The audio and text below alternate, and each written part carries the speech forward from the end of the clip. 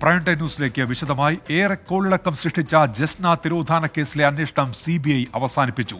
ജസ്നയെ കണ്ടെത്താൻ കഴിഞ്ഞില്ല എന്ന് കാണിച്ച് പ്രത്യേക കോടതിയിൽ അന്വേഷണ സംഘം റിപ്പോർട്ട് നൽകി. നുണപരിശോധന നടത്തിയവർക്ക് ഉൾപ്പെടെ കേസുമായി ബന്ധമില്ല എന്ന് കണ്ടെത്തിയതായും റിപ്പോർട്ടിൽ വ്യക്തമാക്കുന്നുണ്ട്. കേരളം ഏറെ ആകാംക്ഷയോടെ നോക്കിക്കണ്ട അന്വേഷണമായിരുന്നു ജസ്ന തിരോധാന കേസ്. ലോക്കൽ പോലീസ് മുതൽ CBI വരെ അന്വേഷിച്ചിട്ടും ജസ്ന ഇപ്പോഴും കാണാമറയത്ത് തുടരുകയാണ്. CBI അന്വേഷണത്തിലെങ്കിലും ജസ്നയെ കണ്ടെത്താനാകുമെന്ന പ്രതീക്ഷ എല്ലാവർക്കും ഉണ്ടായിരുന്നു. ജസ്നയെ ഇന്ത്യയിലെ വിവിധ സംസ്ഥാനങ്ങളിലും വിദേശത്തും ഉൾപ്പെടെ കണ്ടുവെന്ന അവകാശവാദങ്ങളും ഇതിനിടെ ഉണ്ടായി. എന്നാൽ ഈ വിവരങ്ങളൊന്നും അന്വേഷണത്തിൽ CBIക്ക് ശരിയെന്ന് കണ്ടെത്താനായില്ല. 2018 മാർച്ച് 22-ന് വീട്ടിൽ നിന്നും മുണ്ടക്കയത്തെ ബന്ധുവീട്ടിലേക്ക് പോകും വഴിയായിരുന്നു ജസ്നയുടെ തിരോധാനം. ക്രൈംബ്രാഞ്ച് അടക്കം കേരള പോലീസിന്റെ നിരവധി സംഘങ്ങൾ അന്വേഷണം നടത്തിയെങ്കിലും ഫലമുണ്ടായില്ല. കേസ് CBIക്ക് കൈമാറാൻ 2021 ഫെബ്രുവരിയിൽ ഹൈക്കോടതി ഉത്തരവിട്ടതിന്റെ അടിസ്ഥാനത്തിലാണ് CBI അന്വേഷിച്ചത്. കേസ് അന്വേഷണത്തിന് നേതൃത്വം കൊടുത്ത ടോമിൻ ജെ തച്ചങ്കരിയും SP ആയിരുന്ന KG സൈമണൊക്കെ CBIക്ക് മൊഴി നൽകിയിരുന്നു. കേസ് അന്വേഷണത്തിൽ പ്രത്യേകിച്ചൊന്നും കണ്ടെത്താൻ സാധിച്ചില്ല എന്നതായിരുന്നു ഇരുവരുടെയും മൊഴി. ജസ്ന തിരോധാനത്തിന് അന്തർ സംസ്ഥാന ബന്ധമുണ്ടെന്ന് കരുതുന്നതായി CBI കോടതിയിൽ പറഞ്ഞു. CBI അന്വേഷണം ഏറ്റെടുത്തതോടെ ഏറെ പ്രതീക്ഷയിലായിരുന്നു ജസ്നയുടെ ബന്ധുക്കളും നാട്ടുകാരും. ഒടുവിൽ അതേ CBI സംഘം തന്നെ കോടതിയിൽ പറയുന്നത് ജസ്നയെക്കുറിച്ചുള്ള അന്വേഷണത്തിൽ ഒരു തുമ്പുപോലും ലഭിക്കുന്നില്ല എന്നതാണ്. അപ്പോഴും സാധാരണക്കാർ ഉൾപ്പെടെ ചോദിക്കുന്നത് ജസ്ന ജീവിച്ചിരിപ്പുണ്ടോ അതോ കൊല്ലപ്പെട്ടോ എന്നാണ്. ഇന്റർപോളിന്റെ നോട്ടീസ് സജീവമാണെന്നും താൽക്കാലികമായി മാത്രമാണ് അന്വേഷണം നിർത്തിവെക്കുന്നതെന്നുമാണ് CBIയുടെ അവകാശവാദം. 24 കൊച്ചി. നവകേരള സദസ്സിന്റെ സമാപന ദിവസവും സംഘർഷഭരിതം. മന്ത്രിമാർക്ക് നേരെ ഇന്നും യൂത്ത് കോൺഗ്രസിന്റെ കരിങ്കൊടി പ്രതിഷേധമുണ്ടായി. കുന്നത്തുനാട്ടിൽ യൂത്ത് കോൺഗ്രസ് മണ്ഡലം കമ്മിറ്റി ഓഫീസ് അടിച്ചു തകർത്തു. സംഘപരിവാറിനെ പോലെ കോൺഗ്രസിനും കേരള വിരോധമെന്ന് മുഖ്യമന്ത്രി കുറ്റപ്പെടുത്തി. കലാപാഹ്വാന കുറ്റം ചുമത്തിയാണ് നേതാക്കൾക്കും പ്രവർത്തകർക്കുമെതിരായ കേസ്. എറണാകുളം DCC അധ്യക്ഷൻ മുഹമ്മദ് ഷിയാസ് ഒന്നാം പ്രതിയായ കേസിൽ ഹൈബീഡൻ MP 3 MLA-മാരടക്കം കണ്ടാലറിയാവുന്ന 70 പേരെയും പ്രതി ചേർത്തു. കേസിന്റെ പശ്ചാത്തലത്തിൽ രൂക്ഷ വിമർശനമാണ് മുഖ്യമന്ത്രിക്കും സർക്കാരിനുമെതിരെ പ്രതിപക്ഷ നേതാവ് VD സതീശൻ ഉയർത്തിയത്. പോലീസ് ആദ്യം ജാമ്യമുള്ള കേസാണ് എടുത്തത്. ഏരിയ സെക്രട്ടറി വന്ന് വകുപ്പ് മാറ്റിയാണ് പോലീസ് സ്റ്റേഷനിൽ. എന്തൊരു വിരോധാഭാസമാണ്. ഗവർണർക്കെതിരായി SFIക്കാർ കരിങ്കൊടി കാണിക്കുന്ന മുഖ്യമന്ത്രിക്കെതിരായി കരിങ്കൊടി കാണിക്കുന്നവരെ ക്രൂരമായി മർദ്ദിച്ചു കൊടുക്കുന്നതും കള്ളക്കേസിൽ കുടുക്കി തുറുങ്ങിലടക്കാൻ ശ്രമിക്കുന്നതും കോടതിയാണ് ജാമ്യം തന്നത് ഇന്നലെ. അതേസമയം കോൺഗ്രസിനുള്ളിലെ പ്രശ്നങ്ങൾ മറയ്ക്കാനാണ് പ്രതിഷേധമെന്ന് മന്ത്രി PA മുഹമ്മദ് റിയാസ് വിമർശിച്ചു. ചാവേർ സമരമാണ് ഇപ്പോൾ നടക്കുന്നതെന്നും മന്ത്രി. ഓടുന്ന ബസ്സിന് മുമ്പിൽ ചാടി ചാവേറാവാൻ നടത്തുന്ന സമരം, അതിനെതിരെ കോൺഗ്രസിൽ നിന്ന് തന്നെ ശക്തമായ എതിർപ്പ് വന്നു, UDFൽ നിന്ന് എതിർപ്പ് വന്നു. അതിന് നേതൃത്വം കൊടുത്ത ചില നേതാക്കന്മാർ മാത്രം ഒറ്റപ്പെടുന്ന സ്ഥിതിയാണ് ഉണ്ടായിട്ടുള്ളത്. കോൺഗ്രസിനകത്ത് ഒരുപാട് വിഷയങ്ങളുണ്ട്, അത് മറച്ചു വെക്കാനാണ് ഈ പരിപാടി. കോൺഗ്രസിനകത്ത് പല വിഷയത്തിലും നിലപാടില്ലല്ലോ. അപ്പോൾ ഇതിന്നൊക്കെ മറച്ചു വെക്കാൻ വേണ്ടിയിട്ടുള്ള, കോൺഗ്രസിനകത്തുള്ള ആഭ്യന്തര പ്രശ്നങ്ങൾ മറച്ചു വെക്കാൻ വേണ്ടിയിട്ടുള്ള ഒരു നാടകമാണ് ഇപ്പം നടക്കുന്നത്. പോലീസ് നടപടിക്കെതിരെ വരും ദിവസങ്ങളിലും സമരം ശക്തമാക്കുമെന്ന് ജില്ലാ കോൺഗ്രസ് നേതൃത്വം അറിയിച്ചു. 24 കൊച്ചി. പാലാരിവട്ടത്ത് പോലീസ് സ്റ്റേഷനിൽ ഇന്നലെ നടന്ന കോൺഗ്രസ് പ്രതിഷേധവുമായി ബന്ധപ്പെട്ട് പോലീസിന്റെ നടപടിയുണ്ടായി. DCC പ്രസിഡന്റ് ഉൾപ്പെടെയുള്ളവർക്കെതിരെ കേസെടുത്തിരുന്നു. അതുമായി ബന്ധപ്പെട്ട സ്റ്റോറിയാണ് ഇപ്പോൾ പ്രേക്ഷകർ കണ്ടത്. ഇന്ന് നവകേരള സദസ്സിന്റെ സമാപന ദിവസമായിരുന്നു. ഇന്നും സംഘർഷഭരിതമായിരുന്നു. മന്ത്രിമാർക്ക് നേരെ ഇന്ന് യൂത്ത് കോൺഗ്രസിന്റെ കരിങ്കൊടി പ്രതിഷേധമുണ്ടായി. കുന്നത്തുനാട് കേന്ദ്രീകരിച്ചായിരുന്നു പ്രതിഷേധം. ആ റിപ്പോർട്ടിലേക്കാണ് ഇനി. തൃപ്പൂണിത്തുറ കുന്നത്തുനാട് നിയോജക മണ്ഡലങ്ങളിലായിരുന്നു നവകേരള സദസ്സിന്റെ അവസാന ദിവസത്തെ പര്യടനം. പരിപാടികളിലുടനീളം പ്രതിപക്ഷത്തിനെതിരായ വിമർശനം മുഖ്യമന്ത്രി തുടർന്നു. കേന്ദ്ര സർക്കാരിന്റെ അവഗണനയ്ക്കെതിരെ നടത്തുന്ന നവകേരള സദസ്സിനോട് കോൺഗ്രസിനെന്തിനാണ് നീരസമെന്ന് മുഖ്യമന്ത്രി. ആരും പ്രതീക്ഷിക്കാത്ത രീതിയിൽ ഈ പരിപാടിയുമായി സഹകരിക്കുന്നില്ല എന്ന് നമ്മുടെ നാട്ടിലെ പ്രതിപക്ഷം പ്രഖ്യാപിക്കുന്നതിലുണ്ടായി. പ്രതിപക്ഷ നേതാവാണ് അത്തരമൊരു പ്രഖ്യാപനം നടത്തുക. ഈ പരിപാടിയിൽ പ്രതിപക്ഷത്തിന് വിയോജിപ്പുള്ള ഏത് ഭാഗമാണുള്ളത് എന്ന് ഇന്നേ വരെ പ്രതിപക്ഷത്തിന് പൊതുജനങ്ങളുടെ മുന്നിൽ പറയാൻ കഴിഞ്ഞിട്ടില്ല. വഴിയിലുടനീളം ഇന്ന് മുഖ്യമന്ത്രിക്ക് നേരെ കരിങ്കൊടി പ്രതിഷേധം. 50ഓളം യൂത്ത് കോൺഗ്രസ് പ്രവർത്തകർ അറസ്റ്റിലായി. പിന്നാലെ പ്രവർത്തകരെ വിട്ടയക്കണമെന്നാവശ്യപ്പെട്ട് പുത്തൻകുരിശ് പോലീസ് സ്റ്റേഷനിൽ യൂത്ത് കോൺഗ്രസ് സംസ്ഥാന വൈസ് പ്രസിഡന്റ് അബിൻ വർക്കിയുടെ നേതൃത്വത്തിൽ പ്രതിഷേധത്തിന് പിന്നാലെ പ്രവർത്തകരെ വിട്ടയച്ചു.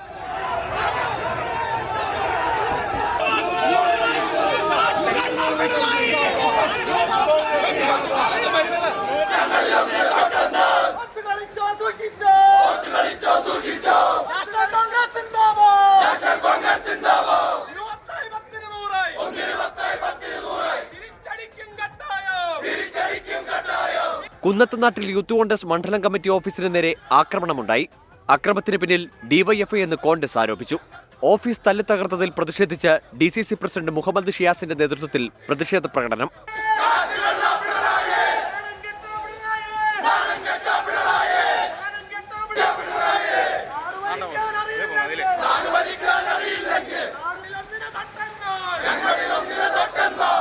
കുന്നത്തുനാട്ടിലെ നവകേരള സദസ്സ് കഴിഞ്ഞ് മടങ്ങുന്നതിനിടെ കോൺഗ്രസ് പ്രവർത്തകരായ ട്രാൻസ്ജെൻഡേഴ്സ് മന്ത്രിമാർക്ക് നേരെ കരികൊടി കാട്ടി.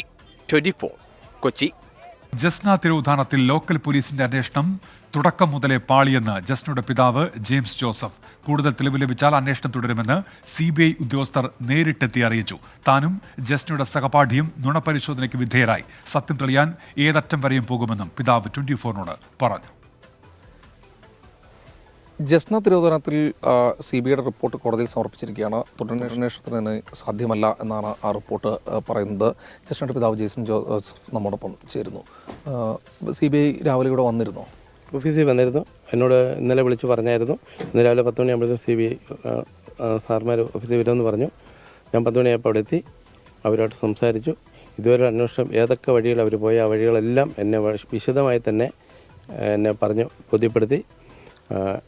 അന്വേഷണം അവസാനിപ്പിച്ചതല്ല, ഇനി ഒരു സൂചന അവർ നിരീക്ഷണത്തിലാണ്. ആധാർ വെച്ചൊക്കെ സൂചന ഏതെങ്കിലും കിട്ടുവാണെങ്കിൽ തുടർ അന്വേഷണം ഉണ്ടാകും തന്നെയാണ് പറഞ്ഞിരിക്കുന്നത്. ഒറ്റ കാര്യം, പിതാവിൻ്റെ മനസ്സിലിപ്പോൾ ഒരു വിഷമം ബാക്കിയുണ്ടോ? ഇതുവരെ നമുക്ക് ഫലം കിട്ടിയില്ലല്ലോ. ഫലം കിട്ടിയില്ല, ആ ഒരു വേദനയുണ്ട്. പക്ഷേ നമ്മുടെ ഭാഗത്തുനിന്ന് ഇങ്ങനെ ഒരു വീഴ്ച ഇല്ല എന്നുള്ള ബോധ്യപ്പെടുത്തുന്ന സമൂഹത്തിന് ബാധ്യത ഉള്ളതുകൊണ്ടാണ് ഞാൻ ഈ കാര്യങ്ങളിലേക്കൊക്കെ പോയത്. സ്വാഭാവികമായിട്ട് ഇത് ബോധ്യപ്പെടുത്താൻ വേണ്ടി ഏതറ്റം വരെയും പോയി. പോളിഗ്രാഫ് ടെസ്റ്റിന് വിധേയനായി. പോളിഗ്രാഫ് ചെയ്തു, ബ്രെയിൻ മാപ്പിംഗ് ചെയ്തു. അങ്ങ് മാത്രമാണോ വിധേയനായത്? ഞാനല്ല, മറ്റേ ജസ്നയോട് പഠിച്ച ഒരു സഹപാഠിയുണ്ട്, എബിൻ എന്ന് പറയുന്ന പുള്ളി, പയ്യന് അവനും ഉണ്ടായിരുന്നു. ഇത് വിധേയനായത് CBIയുടെ നിർദ്ദേശപ്രകാരമാണോ അതോ നിങ്ങൾ ഒറ്റയ്ക്കാണോ? സ്വയം ബുദ്ധി, എൻ്റെ സ്വയം തീരുമാനമാണ്. ഞാൻ തന്നെയാണ് ആവശ്യപ്പെട്ടത്. ഏതു വിധത്തിലുള്ള അന്വേഷണത്തിനും തയ്യാറാണെന്ന് ഞാൻ ആദ്യം തന്നെ ഹൈക്കോടതി പറഞ്ഞതാണ്. അപ്പോൾ ഇപ്പോഴാണ് CBIയിലെ സാർമാർ അംഗീകരിച്ചത്. അത് കഴിഞ്ഞ് CJM കോടതി തിരുവനന്തപുരത്ത് നിന്ന് എനിക്ക് ഓർഡർ കിട്ടി. മജിസ്ട്രേറ്റ് ഓർഡർ തന്നു. അത് വെച്ച് ബാംഗ്ലൂർ പോയി ബ്രെയിൻ മാപ്പിങ്ങും പോളിഗ്രാഫിനും വിധേയനായി. ഇപ്പോൾ ഈ പറയുന്ന പോലെ ആ ഘട്ടത്തിൽ അങ്ങ് തന്നെ ആവശ്യപ്പെട്ടത് തന്നെയാണല്ലോ അല്ലേ? അല്ലാതെ എന്നായിരുന്നു ഇത് നടന്നത്? 21-ാം തീയതി, ഈ ഡിസംബർ 21-ാം തീയതിയും 17-ാം തീയതി, 17-ാം തീയതി 21-ാം തീയതി. ഈ റിപ്പോർട്ട് കൂടി പരിഗണിച്ചായിരിക്കും ഇനി മറ്റു തരത്തിലുള്ള ഒരു നടപടിയും ഇല്ല, ഇനി ഞങ്ങൾക്ക് മറ്റു അന്വേഷിക്കാൻ മാർഗ്ഗമില്ല എന്നവർ പറഞ്ഞിട്ടുണ്ടാവും. തീർച്ചയായിട്ടും അത് വെച്ചായിരിക്കും. ഈ അന്വേഷണത്തിൽ സ്വാഭാവികമായിട്ട് അങ്ങേക്ക് ആരെയാണ് പഴിക്കാനുള്ളത് തുടക്കം മുതൽ? ലോക്കൽ പോലീസിനെ മാത്രമേ പറയാൻ പറ്റുള്ളൂ. അതായത് ജസ്ന തിരോധാനം ഉണ്ടായ അന്ന് മുതൽ ഞാൻ എരുമേലി പോലീസ് സ്റ്റേഷനിൽ പോയായിരുന്നു. ആ സമയത്ത് അവർ പറഞ്ഞു എരുമേലി അല്ല വെച്ചോറയാണ് നിങ്ങൾ താമസിക്കുന്നത്, അവിടെ പരാതി കൊടുക്കണമെന്ന് പറഞ്ഞു. ഞാനന്നേരം പറഞ്ഞു പിന്നെ റെയിൽവേ സ്റ്റേഷനിലും ബസ് സ്റ്റാൻഡിലൊക്കെ ഒരു മെസ്സേജ് കൊടുക്കുന്നതല്ലായിരിക്കും സാർ എന്ന് ഞാൻ അവിടെ വീണ് പറഞ്ഞു. പിറ്റേ ദിവസം തന്നെ വെച്ചോറ പോലീസ് സ്റ്റേഷനിൽ ഞാൻ കൊണ്ട് പരാതി കൊടുത്തു. അവരും ഞങ്ങളുടെ വീട്ടിൽ വന്നപ്പോൾ 7 ദിവസം കഴിഞ്ഞാൽ വന്നത്. ജസ്നയ്ക്ക് എന്ത് പറ്റിയിട്ടുണ്ടാവുന്നതാണ് ഒരു പിതാവെന്ന രീതിയിൽ? ഒരു പിതാവാണല്ലോ സ്വാഭാവികമായിട്ട് അങ്ങ് കരുതുന്നത്. അങ്ങനെ മോശമായൊരു വഴിയിലേക്ക് പോകാൻ ചാൻസ് ഇല്ല. നല്ല കൊച്ചായിരുന്നു, വീട്ടിലെ കാര്യങ്ങളൊക്കെ കൃത്യമായിട്ട് നോക്കുന്ന ഒരു കൊച്ചായിരുന്നു. അങ്ങനെ ഒരു വീഴ്ച പറ്റാൻ സാധ്യതയില്ല. എന്തെങ്കിലും അപകടങ്ങളോ അവരെന്തൊരു ഉണ്ട് എന്നാണ്. ഇപ്പോൾ ഈ ലോകത്തുണ്ട് എന്ന് അങ്ങ് കരുതുന്നുണ്ട്? അങ്ങനെ എനിക്ക് കരുതാൻ പറ്റും. അങ്ങനെ കരുതാൻ പറ്റും. ഈ CBI എന്താണ് പറഞ്ഞത്? എന്തെങ്കിലും തരത്തിൽ മറ്റു സാധ്യതകളുണ്ടെങ്കിൽ അന്വേഷിക്കാം. തീർച്ചയായിട്ടും തുടർ അന്വേഷണം ഉണ്ടാകുമെന്നാണ് പറഞ്ഞത്. വിടാൻ ഉദ്ദേശിക്കുന്നില്ല. ഇനി മറ്റു മാർഗ്ഗങ്ങളിലേക്ക് പോകണം, സത്യം അറിയണം തന്നെയാണോ? തീർച്ചയായിട്ടും അങ്ങനെയാണല്ലോ, അങ്ങനെ വേണമല്ലോ. തീർച്ചയായിട്ടും ഏതറ്റം വരെയും ഞാൻ പോകും. ഇനി സുപ്രീം കോടതിയിലേക്കും മറ്റു ഘട്ടത്തിലേക്കും പോകുന്നുണ്ടോ? അപ്പോൾ ഇപ്പോഴത്തെ ഈ നേരെ ഒന്ന് തീരുമാനിക്കട്ടെ, ഇപ്പോഴത്തെ ഈ അവസ്ഥ നോക്കട്ടെ, എന്നിട്ട് ബാക്കി നമുക്ക് തീരുമാനിക്കും. തീർച്ചയായും ഇതാണ് നിലപാട്. ജസ്നയുടെ പിതാവ് ജെയിംസ് ജോസഫാണ് നമ്മോട് സംസാരിച്ചത്. സഞ്ജയ് ബാലിനൊപ്പം ശ്രീകുമാരൻ, 24 പത്തനംതിട്ട. വിവാദ പരാമർശം പിൻവലിച്ച് മന്ത്രി.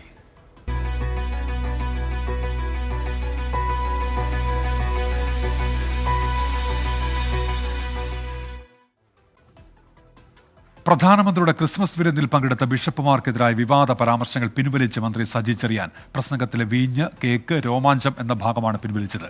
പരാമർശങ്ങൾ ആർക്കെങ്കിലും പ്രയാസമുണ്ടെങ്കിൽ ഖേദം പ്രകടിപ്പിക്കുന്നതായി സജി ചെറിയാൻ പറഞ്ഞു. മന്ത്രിയുടെ നിലപാടിനെ സ്വാഗതം ചെയ്ത് സിറോ മലങ്കര സഭയും യാക്കോബായ സഭയും രംഗത്തെത്തി. പ്രധാനമന്ത്രി നടത്തിയ വിരുന്നിൽ വിവിധ സഭകളിൽ നിന്നുള്ള ബിഷപ്പുമാരും പുരോഹിതരും പങ്കെടുത്തതിനെയാണ് മന്ത്രി സജി ചെറിയാൻ രൂക്ഷമായ ഭാഷയിൽ വിമർശിച്ചത്. സഭാ വ്യത്യാസമില്ലാതെ വിമർശനത്തിനെതിരെ എല്ലാവരും രംഗത്ത് വന്നതോടെ ഇടതുമുന്നണിയടക്കം പ്രതിരോധത്തിലായിരുന്നു.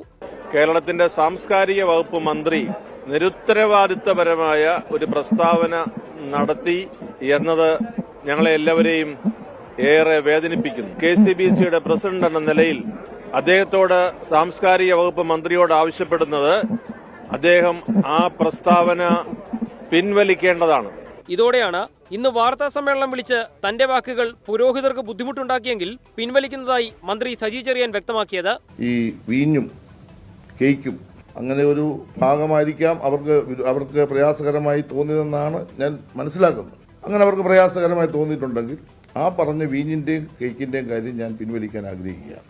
വൈൻ, കേക്ക്, രോമാഞ്ചം എന്നീ വാക്കുകൾ മാത്രമാണ് പിൻവലിക്കുന്നതെന്നും രാഷ്ട്രീയ നിലപാടിൽ ഉറച്ചു നിൽക്കുന്നതായും സജി ചെറിയാൻ വ്യക്തമാക്കി.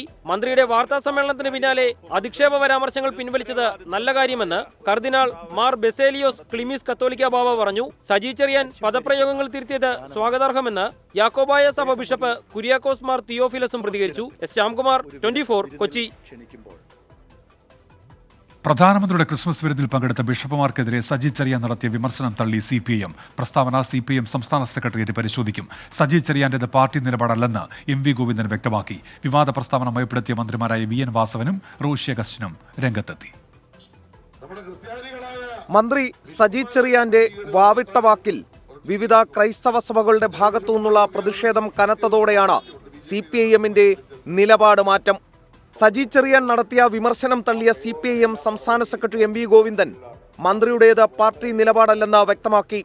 പാർട്ടിക്ക് പറയാനുള്ളത് പാർട്ടി ജനറൽ സെക്രട്ടറി പറയും. ഇനി കേരളത്തിന്റെ എന്തെങ്കിലും പ്രശ്നമാണെങ്കിൽ കേരളത്തിലെ സംസ്ഥാന സെക്രട്ടറി പറയും, അല്ലെങ്കിൽ പാർട്ടി സെക്രട്ടേറിയറ്റ് പറയും, അല്ലെങ്കിൽ അവിടെ PB പറയും. അത്രയേ ഉള്ളൂ. നാക്ക് വേഴാന്ന് ഇനി പറയാൻ സാധിക്കില്ല. ഇതിൽ ഓരോ വിശേഷണങ്ങളാണ് നൽകുന്നത്. അപ്പോഴുണ്ടാകുന്ന പ്രശ്നം. ബിഷപ്പുമാർക്കെതിരായ സജി ചെറിയാന്റെ പ്രസ്താവന സർക്കാർ നിലപാടായി കാണേണ്ടെന്നായിരുന്നു മന്ത്രി റോഷി അഗസ്റ്റിന്റെ പ്രതികരണം.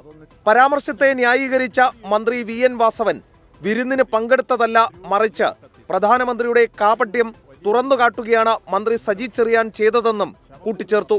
അവിടെ പ്രശ്നം മൂടിയെടുത്ത ഒരു ശൈലി മണിപ്പൂരിൽ എത്രയോ പള്ളികൾ കത്തിച്ച് എത്രയോ വലിയ രൂപത്തിൽ ന്യൂനപക്ഷങ്ങളെ ആക്രമിച്ച് ശവം പോലും മറയാൻ കൂട്ടിയിട്ടിരുന്ന സന്ദർഭമുണ്ടായി.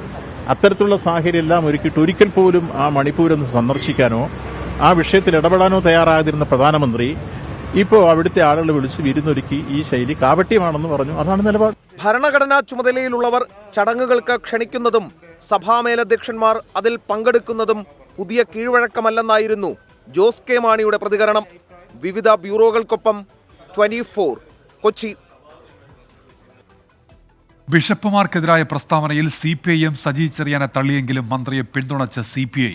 വിചാരധാരയിൽ ക്രിസ്ത്യാനികൾ ആഭ്യന്തര വെല്ലുവിളിയെന്ന ഭാഗം സഭാപിതാക്കന്മാർ വായിക്കണമെന്ന് സംസ്ഥാന സെക്രട്ടറി ബിനോയ് വിശ്വം MP. അയോധ്യയിലേക്ക് ക്ഷണിച്ചപ്പോൾ കോൺഗ്രസിന് ചാഞ്ചാട്ടമെന്നും ബിനോയ് വിശ്വം വിമർശിച്ചു. ബഞ്ച് ഓഫ് തോട്ട്സ് അഥവാ വിചാരധാര, ആ പുസ്തകത്തിന്റെ ഒരു ഭാഗത്ത് ഒരു അധ്യായമുണ്ട്. തലക്കെട്ട് രാജ്യം നേരിടുന്ന ആഭ്യന്തര വെല്ലുവിളികളെന്നാണ്. അതിലെ ഒന്നാമത്തെ വെല്ലുവിളി ആ പുസ്തകം പറയുന്നു അത് മുസ്ലിമുകളാണ്. രണ്ടാമത്തെ വെല്ലുവിളി അവർ പറയുന്നു അത് ക്രിസ്ത്യാനികളാണ്. പിതാക്കന്മാർ വായിക്കണം. മൂന്നാമത്തെ വെല്ലുവിളി അവർ പറയുന്നു, ആ പുസ്തകം പറയുന്നു, കമ്മ്യൂണിസ്റ്റുകാരാണ്. ഇതാണ് ആ പുസ്തകം. അതിൽ രണ്ടാമത്തെ വെല്ലുവിളിയായ ക്രിസ്ത്യൻസ് എന്ന് പറയുന്ന ഭാഗത്ത് താഴേക്ക് വായിച്ചാൽ കാണാൻ കഴിയും. റോമിൽ നിന്നുള്ള ആജ്ഞ സ്വീകരിച്ചുകൊണ്ട് സമാജത്തിൽ ഭിന്നിപ്പുണ്ടാക്കാൻ ശ്രമിക്കുന്നവരാണ് ക്രിസ്ത്യാനികളെന്ന്. അയോധ്യയിലേക്ക് വിളിച്ചപ്പോൾ ചില ആളുകൾക്ക് ചാഞ്ചാട്ടമാണ്. ചില പാർട്ടികൾ പറയുന്നു പോകാം, ചില പറയുന്നു പോണോ. ഒരേ പാർട്ടിയാണ് കേട്ടോ, വലിയ പാർട്ടിയാണ്, പാരമ്പര്യമേറെയുള്ള പാർട്ടിയാണ്. ഒന്നാമത്തെ രാഷ്ട്രീയ പാർട്ടി ഇന്ത്യയിൽ. കമ്മ്യൂണിസ്റ്റ് പാർട്ടി പോലും രണ്ടാമത്തെ പാർട്ടിയാണ്. ആ പാർട്ടി പറയുകയാണ് പോകാം, പോയേക്കാം, പോയാൽ കൊള്ളാം. സജി ചെറിയാൻ വിവാദം പ്രതിപക്ഷം മുതലെടുത്തതോടെയാണ് ഇടതുമുന്നണി നേതൃത്വം തിരുത്തിയത്. ലോക്സഭാ തെരഞ്ഞെടുപ്പ് തൊട്ടടുത്ത് നിൽക്കെ വിവാദം പലയിടങ്ങളിലും തിരിച്ചടിക്ക് കാരണമാകും എന്നാണ് മുന്നണി നേതൃത്വത്തിന്റെ വിലയിരുത്തൽ. ലോക്സഭാ തെരഞ്ഞെടുപ്പിന് മുൻപ് വിഷയം പ്രതിപക്ഷ പാർട്ടികൾ ഒരായുധമാക്കി ഉപയോഗിക്കുമെന്ന് തിരിച്ചറിഞ്ഞതോടെയാണ് സജി ചെറിയാനെ തിരുത്താൻ ഇടതുമുന്നണി തീരുമാനിച്ചത്. ക്രൈസ്തവ സഭാ നേതൃത്വം ശക്തമായ പ്രതിഷേധം ഉന്നയിച്ചതോടെ പരാമർശത്തിനെതിരെ പ്രതിപക്ഷ പാർട്ടികളും രംഗത്ത് വന്നു.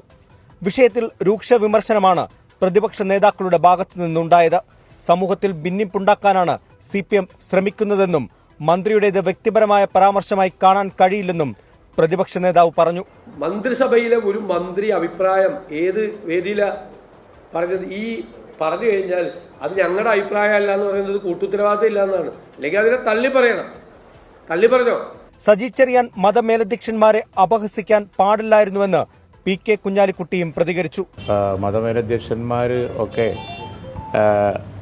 ഓരോരോ കാര്യങ്ങൾ ചെയ്യുമ്പോൾ അതിനെ സംബന്ധിച്ച് രാഷ്ട്രീയ പാർട്ടി പ്രതിനിധികൾക്ക് വക്താക്കൾക്കും ഒക്കെ പല അഭിപ്രായങ്ങളുണ്ടാവും. പക്ഷേ ആ അഭിപ്രായങ്ങൾ പറയാം, അതിന് ആർക്കും വിരോധമില്ല. പക്ഷേ അപഹസിക്കുന്നത് മോശം തന്നെയാണ്. കേരള കോൺഗ്രസ് ജോസഫ് വിഭാഗവും വിഷയം സജീവ ചർച്ചയാക്കി. ക്രൈസ്തവ വിഭാഗത്തിന്റെ പിന്തുണ നേടാൻ ശ്രമിക്കുന്ന BJP നേതാക്കളും സജി ചെറിയാനെതിരെ രൂക്ഷ വിമർശനമാണ് ഉന്നയിച്ചത്. കേരളത്തിലെ ഏറ്റവും സംസ്കാരമില്ലാത്തയാളാണ് സാംസ്കാരിക മന്ത്രി എന്ന് സ്വയം തെളിയിച്ചിരിക്കുകയാണ്. പക്ഷേ അങ്ങനെ ഒരാളെ മന്ത്രിസഭയിൽ തന്നെ തുടരാൻ അനുവദിക്കുന്നത് മാർക്സിസ്റ്റ് പാർട്ടിയുടെയും നമ്മുടെ മുഖ്യമന്ത്രിയുടെയും പൊതു നയത്തിന്റെ ഭാഗമാണെന്നാണ് ഞാൻ വിശ്വസിക്കുന്നത്. വിവാദ പരാമർശം സജി ചെറിയാൻ തിരുത്തിയെങ്കിലും വരും ദിവസങ്ങളിലും ഈ വിഷയം പ്രതിപക്ഷം സജീവ ചർച്ചയാക്കാനാണ് സാധ്യത. Toby Johnson, 24, Kottayam. വെള്ളിയാമറ്റത്തെ നല്ല കാഴ്ച.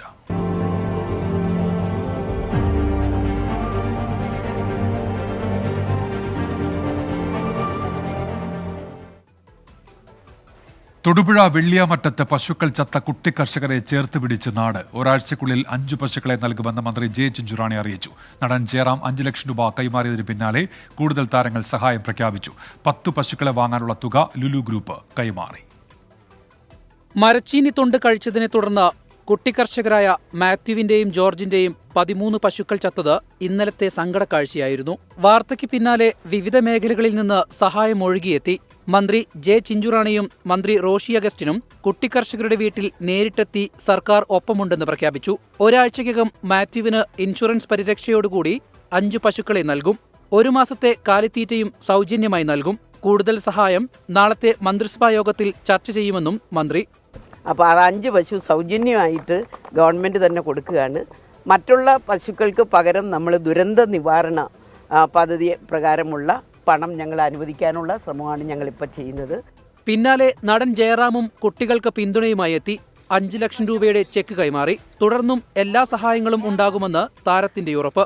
ഇന്ന് രാവിലെ പത്രം തുറന്നപ്പോൾ സഹിക്കാൻ പറ്റിയില്ല അങ്ങോട്ട്. ഈ കുഞ്ഞുങ്ങൾക്കൊരു 10 പശുവിനെങ്കിലും മേടിക്കാൻ സാധിച്ചാൽ അതൊന്ന് കൈമാറാൻ വേണ്ടിയിട്ടും ഇവർക്ക് ആ ഒരു നേരിട്ട് വന്ന് സമാധാനിപ്പിക്കാൻ, കാരണം ഞാൻ അനുഭവിച്ച വേദനയാണ്, അതുകൊണ്ടാണ് നേരിട്ട് ഇങ്ങോട്ട് എത്തിയത്. ജയറാമിനെ ഫോണിൽ വിളിച്ച മമ്മൂട്ടി 1 ലക്ഷം രൂപയും പൃഥ്വിരാജ് 2 ലക്ഷം രൂപയും കുട്ടികൾക്ക് കൈമാറുമെന്നറിയിച്ചു. 5 ലക്ഷം രൂപ ലുലു ഗ്രൂപ്പും കൈമാറി. ഇവർക്ക് നഷ്ടപ്പെട്ടു പോയ പശുക്കൾക്ക് പകരമായി 10 പശുക്കളെ വാങ്ങാനുള്ള തുക എത്രയാണോ അത് ഇവരുമായി സംസാരിച്ച് നൽകാനാണ് പറഞ്ഞത്. 5 ലക്ഷം രൂപയാണ് യൂസഫ് അലി സാറിൻ്റെ നിർദ്ദേശപ്രകാരം നമ്മളിന്നിവിടെ ഇവർക്ക് കൈമാറിയത്. 1 ലക്ഷം രൂപ നൽകുമെന്ന് Kerala home designs group admin T Firoz. Kollam സുധിക്ക് വീട് നിർമ്മിച്ചു നൽകുന്ന ജീവകാരുണ്യ സംഘടനയാണ് കേരള ഹോം ഡിസൈൻ. നമ്മൾ ആദ്യം പശുവിന് വാങ്ങിച്ചു കൊടുക്കാമെന്ന് ഉദ്ദേശിച്ച്, പിന്നെ നമ്മൾ വാങ്ങിച്ചു കൊടുക്കുന്ന പശു ഒരു പക്ഷേ അവർക്ക് ഇഷ്ടപ്പെടുന്ന, അതായത് പാല് നമുക്കറിയില്ലല്ലോ കറക്റ്റായിട്ട്, അപ്പോൾ നമ്മൾ അവർക്ക് സാമ്പത്തികമായിട്ട് 1 ലക്ഷം രൂപ കൊടുക്കാൻ വേണ്ടി തീരുമാനിച്ചിട്ടുണ്ട്. അപ്പോൾ അത് പ്രകാരം അവർക്ക് ഇഷ്ടപ്പെട്ട പശുവിനെ തിരഞ്ഞെടുക്കാമല്ലോ. പ്രതിസന്ധികളിൽ ചേർത്തു പിടിച്ചവർക്ക് നന്ദി അറിയിച്ച് മാത്യുവും കുടുംബവും. സഹായങ്ങൾ ചെയ്തതിൽ ഒരുപാട് സന്തോഷമുണ്ട്. പ്രതീക്ഷിക്കാത്ത ഒരുപാട് തലങ്ങളിൽ നിന്ന് ഞങ്ങൾക്ക് സഹായങ്ങൾ വാഗ്ദാനം ചെയ്തിട്ടുണ്ട്. 2 പശുക്കളെ നൽകുമെന്ന് CPIM അറിയിച്ചു. തൊടുപുഴ MLA PJ ജോസഫ് സ്വന്തം ഫാമിൽ നിന്ന് 1 പശുവിനെ മാത്യുവിന് കൈമാറി. വിവിധ തദ്ദേശ സ്ഥാപനങ്ങൾ, മിൽമ എന്നിവിടങ്ങളിൽ നിന്നും കുട്ടികൾക്ക് സഹായം പ്രഖ്യാപിച്ചിട്ടുണ്ട്. സർക്കാരും പൊതുസമൂഹവും ചേർത്ത് പിടിച്ചതോടെ മാത്യുവിനും കുടുംബത്തിനും ഇനി പുതുജീവൻ. ഈ ഫാമിലേക്ക് ഇനി പുതിയ പശുക്കൾ എത്തും. ഇടുക്കിയിൽ നിന്ന് സുനിൽ സുരേന്ദ്രനൊപ്പം വിഷ്ണു സുരേഷ്, 24. അദാനി ഗ്രൂപ്പിനും കേന്ദ്ര സർക്കാരിനും നാളെ നിർണായകം. അദാനി ഹിൻഡൻബർഗ് കേസിൽ സുപ്രീം കോടതി നാളെ വിധി പറയും. ചീഫ് ജസ്റ്റിസ് DY ചന്ദ്രചൂഡ് അധ്യക്ഷനായ ബെഞ്ചാണ് വിധി പറയുക. രാവിലെ 10:30 വിധി പ്രസ്താവിക്കും. ഓഹരി വിപണിയുമായി ബന്ധപ്പെട്ട് അദാനി ഗ്രൂപ്പ് കൃത്രിമത്വം കാട്ടിയെന്ന ഹിൻഡൻബർഗ് റിപ്പോർട്ടിന്റെ അടിസ്ഥാനത്തിൽ സ്വതന്ത്ര അന്വേഷണം ആവശ്യപ്പെട്ടുള്ള ഹർജികളിലാണ് സുപ്രീം കോടതിയുടെ വിധി. പ്രധാനമന്ത്രി നരേന്ദ്രമോദി നാളെ തൃശൂരിൽ 2 ലക്ഷം വനിതകൾ അണിനിരക്കുന്ന BJP മഹിളാ സമ്മേളനത്തിൽ പങ്കെടുക്കും. ഒരുക്കങ്ങൾ പൂർത്തിയായി. പ്രധാനമന്ത്രിയുടെ വരവിന് മുന്നോടിയായി ജില്ലയിലെ വിവിധ ഭാഗങ്ങളിൽ സുരേഷ് ഗോപിക്ക് വോട്ട് ചോദിച്ചുകൊണ്ടുള്ള ചുവരെഴുത്തുകൾ പ്രത്യക്ഷപ്പെട്ടു. സ്ഥാനാർത്ഥി പ്രഖ്യാപനത്തിന് മുൻപേ സുരേഷ് ഗോപിയെ ഉയർത്തിക്കാട്ടിയുള്ള പ്രചാരണത്തിലാണ് BJP. ജില്ലയിലെ വിവിധയിടങ്ങളിൽ സുരേഷ് ഗോപിക്ക് വോട്ടഭ്യർത്ഥിച്ച് ചുവരെഴുത്തുകൾ പ്രത്യക്ഷപ്പെട്ടു തുടങ്ങി. പാർട്ടി ഏറെ പ്രതീക്ഷയർപ്പിക്കുന്ന തൃശൂരിൽ പ്രധാനമന്ത്രി തന്നെ നേരിട്ടെത്തി തെരഞ്ഞെടുപ്പ് പ്രചാരണത്തിന് തുടക്കമിടും. കേന്ദ്രമന്ത്രിമാരും ദേശീയ നേതാക്കളും അണിനിരക്കുന്ന വേദിയിൽ സുരേഷ് ഗോപിയും ഉണ്ടാകും. നാളെ ഉച്ചയ്ക്ക് 2 മണിയോടെ കുട്ടനെല്ലൂർ കോളേജ് ഹെലിപ്പാഡിലിറങ്ങുന്ന പ്രധാനമന്ത്രി സ്വരാജ് റൗണ്ടിൽ റോഡ് ഷോ നടത്തും. കുട്ടനെല്ലൂരിലും ജില്ലാ ജനറൽ ആശുപത്രിക്ക് സമീപവും പ്രധാനമന്ത്രിക്ക് സ്വീകരണമൊരുക്കിയിട്ടുണ്ട്. കനത്ത സുരക്ഷയാണ് തൃശൂരിൽ. വടക്കുംനാഥ ക്ഷേത്രത്തിന്റെ വടക്കേ ഭാഗത്ത് തയ്യാറാക്കിയ പൊതുസമ്മേളന വേദിയിലാണ് മഹിളാ സമ്മേളനം. പൊതുസമ്മേളന വേദിക്കരികിൽ സാമുദായിക നേതാക്കളുമായി പ്രധാനമന്ത്രി കൂടിക്കാഴ്ച നടത്തിയേക്കും. ചടങ്ങുകൾ പൂർത്തിയാക്കി നാളരയ്ക്കാണ് മടക്കം. 24 തൃശൂർ. രാജ്യത്തെ മുന്നോട്ട് നയിക്കുന്നതിൽ സർവകലാശാലകൾ പ്രധാന പങ്കുവഹിക്കുന്നുവെന്ന് പ്രധാനമന്ത്രി നരേന്ദ്രമോദി.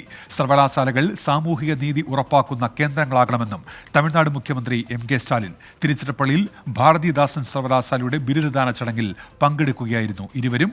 തമിഴ്നാട്ടിലെത്തിയ പ്രധാനമന്ത്രി 20,140 കോടി രൂപയുടെ വികസന പദ്ധതികൾ ഉദ്ഘാടനം ചെയ്തു. ഭാരതീദാസൻ സർവകലാശാലയിലെ ബിരുദദാന ചടങ്ങായിരുന്നു ആദ്യ പരിപാടി.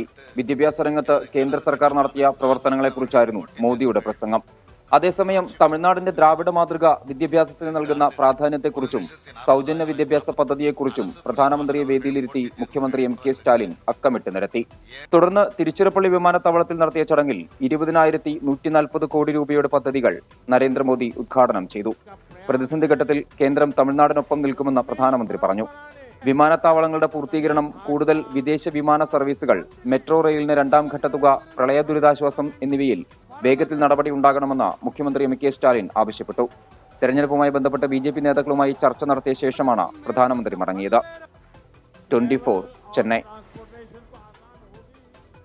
ജപ്പാനിൽ വിമാനങ്ങൾ കൂട്ടിടിച്ചുണ്ടായ അപകടത്തിൽ 5 പേർ മരിച്ചു. ടോക്കിയോയിലെ ഹനേഡ എയർപോർട്ടിലാണ് സംഭവം. യാത്രാ വിമാനവും ജപ്പാൻ കോസ്റ്റ് ഗാർഡ് വിമാനവും തമ്മിലാണ് കൂട്ടിയിടിച്ചത്. തീയണയ്ക്കൽ പൂർത്തിയായി.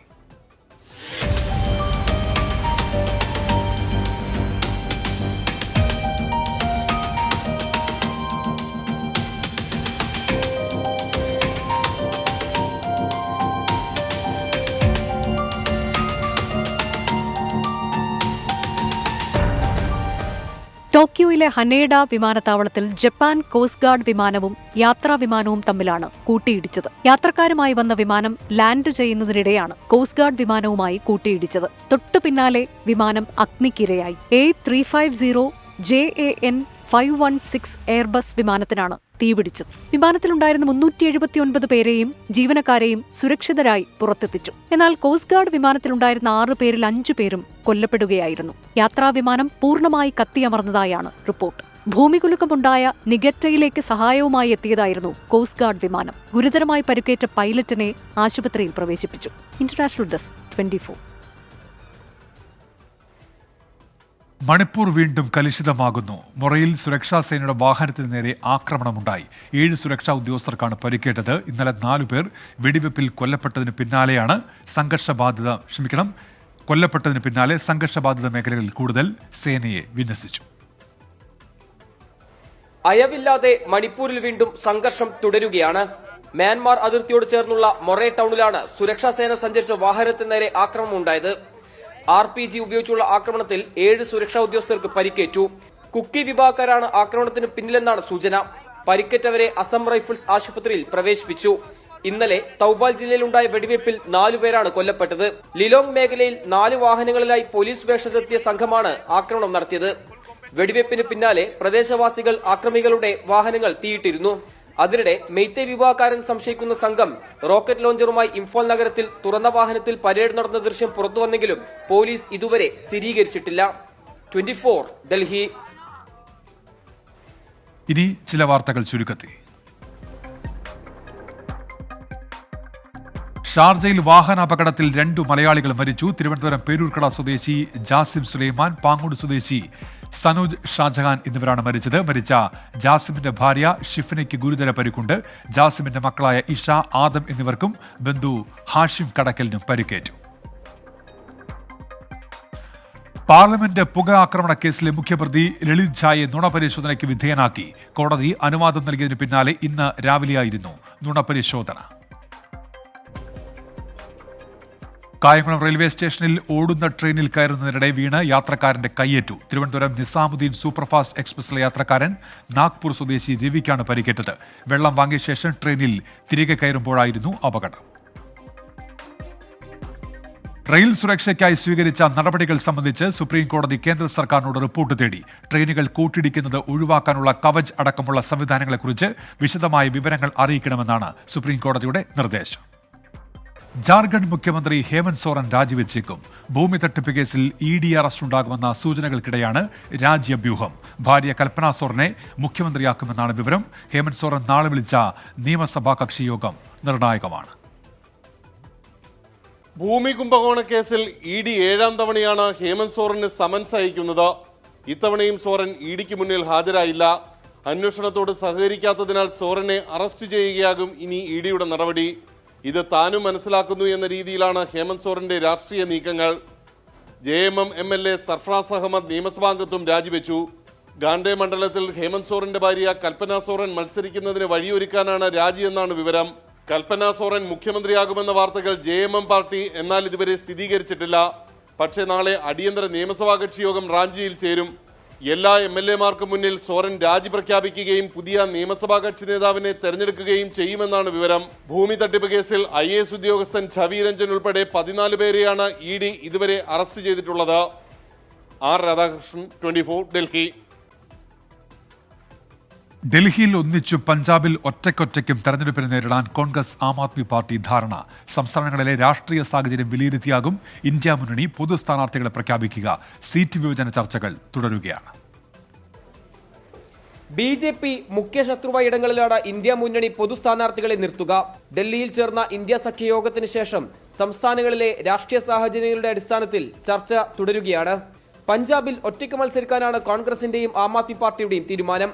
പഞ്ചാബിലെ 13 ലോക്സഭാ സീറ്റിൽ 8ഇടത്ത് കോൺഗ്രസ്, 3ഇടത്ത് ശിരോമണി അകാലിദൾ, 2ഇടത്ത് BJP എന്നിങ്ങനെയാണ് നിലവിലെ സീറ്റ് നില. നിയമസഭാ തെരഞ്ഞെടുപ്പിലെ തരംഗം ലോക്സഭാ തെരഞ്ഞെടുപ്പിലും കാഴ്ചവെക്കാൻ കഴിയുമെന്നാണ് ആം ആദ്മി പാർട്ടിയുടെ പ്രതീക്ഷ. എന്നാൽ ഡൽഹിയിൽ ആകെയുള്ള 7 ലോക്സഭാ സീറ്റും BJPക്കാണ്. ഇവിടെ കോൺഗ്രസും ആം ആദ്മിയും സഖ്യം ചേർന്ന് BJP നേരിടാൻ ധാരണയിലെത്തി.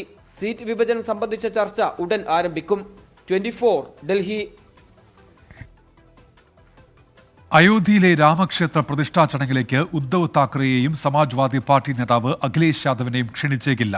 തന്നെ രാമൻ വിളിക്കുമ്പോൾ അയോധ്യയിലേക്ക് പോകുമെന്നായിരുന്നു അഖിലേഷ് യാദവിന്റെ പ്രതികരണം. ഉദ്ഘാടന പരിപാടിക്ക് എല്ലാ സഹായവും ലഭ്യമാക്കാൻ ഇന്ന് ചേർന്ന BJP ഉന്നതാധികാര യോഗത്തിൽ തീരുമാനമായി. അയോധ്യയിലെ പ്രാണപ്രതിഷ്ഠയ്ക്കിനി 20 നാൾ. രാഷ്ട്രീയ വാദപ്രതിവാദങ്ങൾ ഇതിനിടെ കൂടുതൽ ശക്തമാകുകയാണ്. ഉദ്ധവ് താക്കറെയും അഖിലേഷ് യാദവിനെയും ക്ഷണിക്കാത്തതുമായി ബന്ധപ്പെട്ടാണ് പ്രധാന ചർച്ച. ശ്രീരാമഭക്തരായവർക്ക് മാത്രമേ പ്രാണപ്രതിഷ്ഠാ ചടങ്ങിൽ സാക്ഷ്യം വഹിക്കാൻ ക്ഷണം നൽകൂ എന്ന് മുഖ്യപൂജാരി ആചാര്യ സത്യേന്ദ്രദാസ് കഴിഞ്ഞ ദിവസം വ്യക്തമാക്കിയിരുന്നു.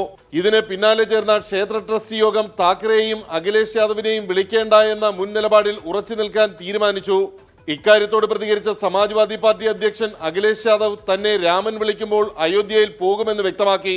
ശ്രീരാമക്ഷേത്രത്തിന്റെ ഉദ്ഘാടന ചടങ്ങിലേക്ക് തനിക്ക് ക്ഷണം ലഭിച്ചിട്ടില്ലെന്ന് ഉദ്ധവ് താക്കറെ നേരത്തെ ആരോപിച്ചിരുന്നു. അതേസമയം രാമക്ഷേത്ര ഉദ്ഘാടനത്തോടനുബന്ധിച്ച് ആവശ്യമായ എല്ലാ മേഖലയിലും സഹായം ക്ഷേത്രം ട്രസ്റ്റിന് ലഭ്യമാക്കാൻ BJP തീരുമാനിച്ചു.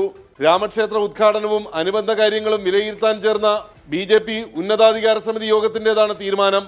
ആഭ്യന്തരമന്ത്രി അമിത്ഷാ, പാർട്ടി അധ്യക്ഷൻ JP നദ്ദ മുതലായവർ ഉൾപ്പെടെ യോഗത്തിൽ പങ്കെടുത്തു. 24, ഡൽഹി. നവകേരള സദസ്സിൽ ലഭിച്ച പരാതികൾ പരിഹരിക്കുന്നതിൽ മെല്ലെപ്പോക്ക്. സർക്കാർ പ്രഖ്യാപിച്ച 45 ദിവസത്തെ കാലാവധി കാസർഗോഡ് ജില്ലയിൽ പൂർത്തിയായപ്പോൾ 50% താഴെ പരാതികൾ മാത്രമാണ് പരിഹരിക്കപ്പെട്ടത്. പരാതികളിൽ 2 ആഴ്ചക്കുള്ളിലും കൂടുതൽ നടപടിക്രമം ആവശ്യമെങ്കിൽ പരമാവധി 4 ആഴ്ചക്കുള്ളിലും ജില്ലാതല ഉദ്യോഗസ്ഥർ തീരുമാനമെടുക്കും. സംസ്ഥാന തലത്തിൽ തീരുമാനമെടുക്കേണ്ട വിഷയങ്ങളിൽ ജില്ലാ ഓഫീസർമാർ വകുപ്പ് തല മേധാവി മുഖേന റിപ്പോർട്ട് സമർപ്പിക്കും. ഇത്തരം പരാതികൾ 45 ദിവസത്തിനകം തീർപ്പാക്കും. നവകേരള സദസ്സ് തുടങ്ങിയ ഘട്ടത്തിൽ മുഖ്യമന്ത്രി നടത്തിയ പ്രഖ്യാപനമാണിത്. പരാതി പരിഹരിക്കാൻ പരമാവധി 45 ദിവസം, മുഴുവൻ പരാതികളും തീർപ്പാക്കും. നവകേരള സദസ്സിന്റെ പര്യടനം ആദ്യം പൂർത്തിയായ കാസർഗോഡ് ജില്ലയിലെ പരാതി പരിഹാരത്തിന്റെ സ്ഥിതി പരിശോധിക്കാം. 5 മണ്ഡലങ്ങളിലായി ആകെ ലഭിച്ചത് 14,704 പരാതികൾ. 45 ദിവസം കഴിഞ്ഞപ്പോൾ പരിഹാരമായത് 5,917 പരാതികളിൽ. അതായത് തീർപ്പാക്കിയത് 50% താഴെ മാത്രം. 4,715 പരാതികൾ അന്തിമഘട്ടത്തിലാണെന്നും 4,072 പരാതികൾ വിവിധ വകുപ്പുകളുടെ പരിഗണനയിലാണെന്നുമാണ് ജില്ലാ ഭരണകൂടത്തിന്റെ വിശദീകരണം. എന്തായാലും പൊതുജനങ്ങളുടെ പരാതി പരിഹരിക്കാൻ അതിവേഗ നടപടിയെന്ന സർക്കാർ പ്രഖ്യാപനം നടപ്പിലായിട്ടില്ല. താരതമ്യേന കുറവ് പരാതികൾ ലഭിച്ച കാസർഗോഡ് ഇതാണ് സ്ഥിതിയെങ്കിൽ മറ്റിടങ്ങളിൽ എന്ത് സംഭവിക്കുമെന്നത് കണ്ടു തന്നെ അറിയണം. അരുൺ പൂപ്പറമ്പ, 24 കാസർഗോഡ്. സിൽവർ ലൈൻ പദ്ധതി സംസ്ഥാന സർക്കാർ ഉപേക്ഷിച്ചിട്ടില്ലെന്ന് മന്ത്രി വി അബ്ദുറഹ്മാൻ. പദ്ധതി നടപ്പാക്കാൻ കഴിയില്ലെന്ന് റെയിൽവേയുടെ ഭാഗത്തുനിന്ന് ഔദ്യോഗികമായി ഒരറിയിപ്പും കിട്ടിയിട്ടില്ല. റെയിൽവേ വികസനത്തിന്റെ കാര്യത്തിൽ കേരളം രാഷ്ട്രീയ വിവേചനം നേരിടുകയാണെന്ന് മന്ത്രി പറഞ്ഞു. കേരയിൽ പദ്ധതിയിൽ പ്രതീക്ഷ നഷ്ടപ്പെട്ടിട്ടില്ലെന്ന് സംസ്ഥാന സർക്കാരിന്റെ ഡൽഹിയിലെ പ്രത്യേക പ്രതിനിധി കെ വി തോമസ് വ്യക്തമാക്കി. പദ്ധതിയിൽ ഇപ്പോഴും ശുഭപ്രതീക്ഷയുണ്ടെന്നും അദ്ദേഹം പ്രതികരിച്ചു. ഈ സിൽവർ ലൈനുമായി ബന്ധപ്പെട്ട കാര്യങ്ങൾ അത്ഭുതമൊന്നുമില്ല. കേന്ദ്ര ഗവൺമെൻറ് നിലപാട് എന്നും അങ്ങനെയൊക്കെ തന്നെയാണ്. നോക്കൂ, നിലവിൽ നമ്മൾ ഈ പദ്ധതി ഉപേക്ഷിച്ചിട്ടില്ല, ഉപേക്ഷിച്ചതായി ആരും പറഞ്ഞിട്ടുമില്ല. ഇത് നമുക്ക് ഔദ്യോഗികമായി നിങ്ങളിപ്പോൾ പറഞ്ഞ അറിവ് മാത്രമേ ഉള്ളൂ. ഔദ്യോഗികമായി ഒരറിയിപ്പും നമുക്ക് ഇതേവരെ വന്നിട്ടില്ല. പ്രധാനപ്പെട്ട പദ്ധതികൾ പോലെ തന്നെ ഈ പദ്ധതിയിലും കേന്ദ്ര ഗവൺമെൻറ് പിന്നോട്ട് പോവുകയാണ്. ഇത് രാഷ്ട്രീയമായിട്ടുള്ള ഒരു എതിർപ്പാണോ അതോ കേരളം പോലുള്ള വികസിതമായിട്ടുള്ള ഒരു സംസ്ഥാനത്തെ പിന്നോട്ട് നയിക്കാനുള്ള ഒരു കാര്യമാണോ എന്നുള്ളതാണ് ഇനി നമുക്ക് നോക്കാം. സംസ്ഥാന ഗവൺമെൻറ് കേരളയുടെ കാര്യത്തിലെടുത്ത നിലപാട് വളരെ വ്യക്തതയോടുകൂടി എഴുതി കേന്ദ്ര റെയിൽവേ മന്ത്രിക്ക് കൊടുത്തിട്ടുണ്ട്. അതിനാണ് നമ്മൾ മറുപടി കാണുന്നത്. അതോടൊപ്പം നമ്മൾ ഡീറ്റെയിൽ പ്രോജക്റ്റ് റിപ്പോർട്ട് കൊടുത്തിട്ടുണ്ട്. അതാണ് അവർ സ്വീകരിച്ച് എന്തൊക്കെ മാറ്റാൻ വരുത്തണം, അല്ലെങ്കിൽ മൊത്തം വേണ്ട എന്നൊക്കെ അവർ നമ്മളോടത് പറഞ്ഞിട്ടില്ല. അപ്പോൾ നമ്മളെ സംബന്ധിച്ചിടത്തോളം നമ്മൾ DPR കൊടുത്തിരിക്കുന്നു, സംസ്ഥാന ഗവൺമെൻറ് ഈ കാര്യത്തിലുള്ള അഭിപ്രായങ്ങൾ കൊടുത്തിരിക്കുന്നു. ഇനി കേന്ദ്ര ഗവൺമെൻറ് തീരുമാനം. എല്ലാ കാര്യത്തിലും ശുഭപ്രതീക്ഷയാണ്. എന്നാൽ നമ്മൾ നിരാശപ്പെടേണ്ട കാര്യം.